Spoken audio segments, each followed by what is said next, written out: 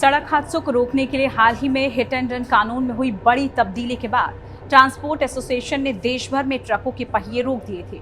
Transport system ठप पड़ गया था। देश के अलग अलग राज्यों में ट्रक और बसों के ड्राइवर्स ने सड़कों पर ही अपनी व्हीकल छोड़ दी और वो हड़ताल में शामिल हो गए थे। इससे पेट्रोल और जरूरी चीजों की किल्लत भी शुरू हो गई। ऐसा लग रहा था कि हालात बेकाबू हो सकते हैं, लेकिन समय रहते सरकार ने स्थिति को संभाल लिया और ट्रांसपोर्ट एसोसिएशन ने हड़ताल समाप्ति की घोषणा कर दी।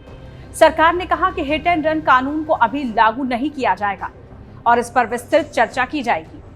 हाल ही में केंद्र सरकार ने रोड रेज या हिट एंड रन करने वालों के खिलाफ सख्ती दिखाते हुए इसके कानून में बड़े बदलाव किए। इस कानून को जल्द ही लागू करने की तैयारी भी हो रही थी।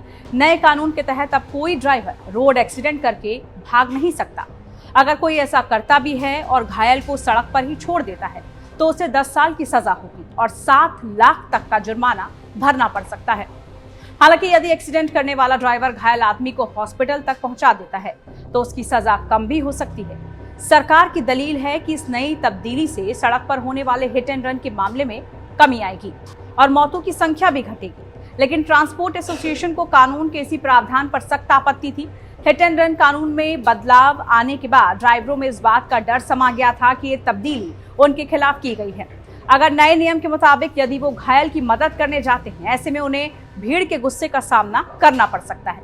आमतौर पर ऐसी घटनाओं के बाद स्थानीय लोग और पीड़ित के परिवार वाले गुस्से में होते हैं और इसका प्रतिशोध वो गाड़ी जलाने और ड्राइवर के साथ मारपीट करके लेते हैं। कई बार ऐसे मामले में ड्राइवर्स को भी मौके पर ही मार दिया जाता है। ऐसे में अगर भीड़ ने उन्हें घेर लिया तो उसकी जान पर बन सकती है। ट्रांसपोर्ट एसोसिएशन ने सरकार के सामने ये बातें रखी और सरकार ने फिलहाल इस कानून को लागू नहीं करने की बात कही है। भारत में तो ट्रांसपोर्ट एसोसिएशन कानून के सख्त प्रावधान से घबरा गए और डर गए और सरकार पर इस कानून को वापस लेने का दबाव बनाया।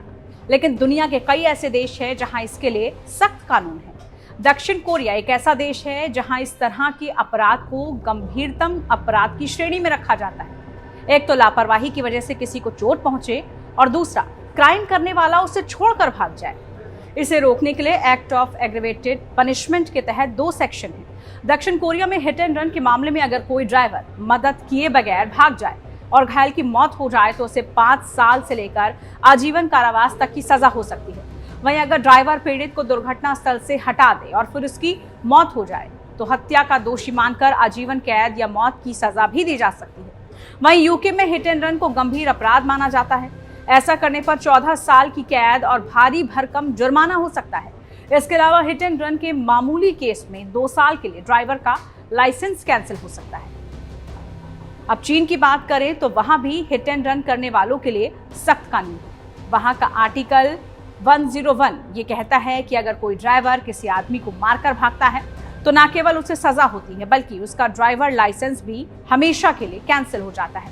हमारे पड़ोसी देश बांग्लादेश की बात करें तो वाहन अधिनियम 1927 के मुताबिक हादसे के बाद जब तक घायल को अस्पताल नहीं पहुंचा दिया जाता और पुलिस मामले की जांच शुरू नहीं कर देती तब तक ड्राइवर कहीं नहीं भाग सकता।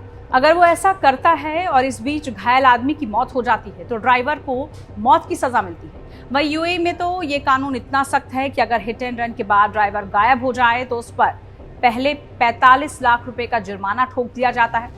ड्राइवर को हादसे के 6 घंटे के बाद उसकी रिपोर्ट दर्ज करानी होती है, वरना गंभीर नतीजे उसको भुगतने पड़ सकते हैं। साफ है कि दुनिया के कई देश रोड सेफ्टी पॉलिसी को बहुत मजबूती से लागू करते हैं। इसके लिए सरकार और समाज मिलकर काम करते हैं क्योंकि हर एक जान की कीमत होती है। भारत में कोशिश की जाए कि वाहन चलाने वाला हर व्यक्ति इस बात को गंभीरता से समझे कि रोड सेफ्टी से न केवल किसी की जान बच सकती है बल्कि कई परिवार बिखरने से बच सकते हैं।